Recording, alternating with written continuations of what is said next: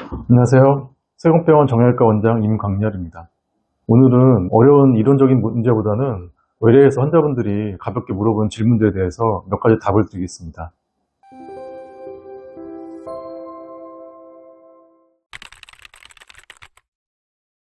우리 몸에서는 여러 가지 관절이 있기 때문에 탄발음이라는 소리가 날 수가 있습니다. 어깨뿐만 아니라 무릎에서도 날 수 있고 고관절에서 날 수 있고 주로 큰 관절들에서 소리가 납니다. 일반적으로 오랫동안 경험했던 소리라면 사실 문제가 없습니다. 젊은 사람들 같은 경우에는 운동을 통해서 근육이 조화가 깨진다든가 아니면 가볍게 염증이 생겨서 소리가 나는 경우도 있기 때문에 특별한 통증 없이 나는 소리는 그냥 무시하셔도 될 정도로 흔히 우리가 경험하는 건데요. 만약에 이제 최근에 안 났던 소리가 갑자기 무릎이나 어깨 소리가 난다든가 또 그거로 인해서 통증이 유발된다든가 아니면 움직일 때 걸리는 느낌이 난다든가 하면은 힘줄이라든가 인대 쪽에 문제가 있을 수 있으니까 자세한 상담을 받고 검사를 해보시는 게 좋습니다. 회전근개에 의한 통증이 압도적으로 많긴 합니다. 하지만 나이에 따라서 여러 가지 병들이 있는데요. 젊은 연령에서는 힘줄 문제보다는 단순한 염증이라든가 근육통도 있을 수가 있고 주로 운동을 많이 하면서 생기는 불안정성에 의한 통증이 있을 수가 있습니다.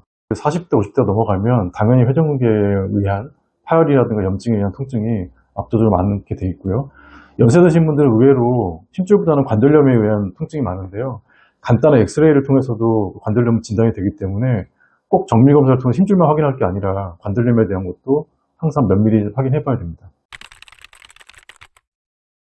오십견에 대한 정의를 이제 어떻게 듣냐에 따라 다른데 그게 어깨가 굳는 것이라고 생각한다면 나이하고 상관이 없죠. 젊은 사람들도 아까 얘기했던 것처럼 불안정한 어깨에 의해서 통증이 오래되다 보면 어깨가 굳거든요. 그거에 대한 오십견 증상이 올 수가 있고 중년이나 고령에서는 당연히 힘줄에 의한 어깨 강직 또 통증에 의해서 어깨가 굳을 수가 있기 때문에 그런 데에 의한 오십견은 충분히 올 수가 있습니다.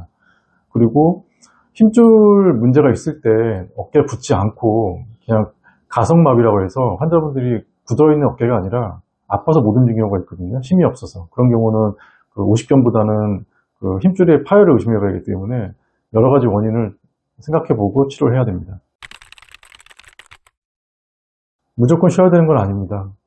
그러니까 이것도 병명에 따라 다른데 불안정한 어깨인 경우는 오히려 근력 운동을 통해서 약한 인대를 보강해야지만 통증이 좋아질 수가 있고요. 힘줄 파열이 있거나 우리가 어깨가 굳는 오십견 증상에서는 스트레칭이 일단 기본적으로 되어야 됩니다.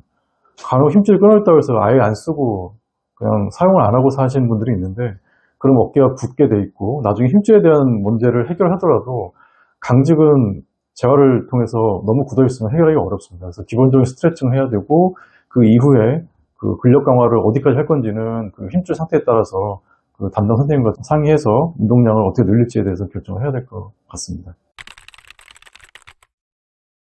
네, 주로 이제 어깨 같은 경우는 야간에 통증이 있는 게 특징적입니다. 다른 무릎이라든가 고관절 통증도 우리가 밤에 되면 이제 활동을 안 하니까 통증에 대해 예민해지죠.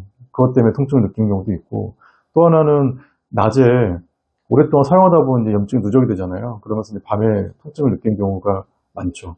그리고 어깨 같은 경우 특징적으로 앉아있거나 서 계시게 되면은 이런 힘줄들이 팔의 무게 때문에 좀 밑에 처지는 경향이 있기 때문에 위에 있는 뼈하고 아랫뼈 사이에 있는 힘줄들이 염증을 덜 일으키게 되는데 누워서 자게 되거나 특히 옆으로 누워 주무시면 심줄하고 뼈가 가까워집니다. 거기에 의해서 마찰이라든가 통증이 있을 수 있기 때문에 주로 어깨 통증, 특히 힘줄이라든가 석회성 힘줄염 같은 경우에는 주로 야간에 아프고 새벽녘에 아파서 잠을 깨는 경우가 많죠.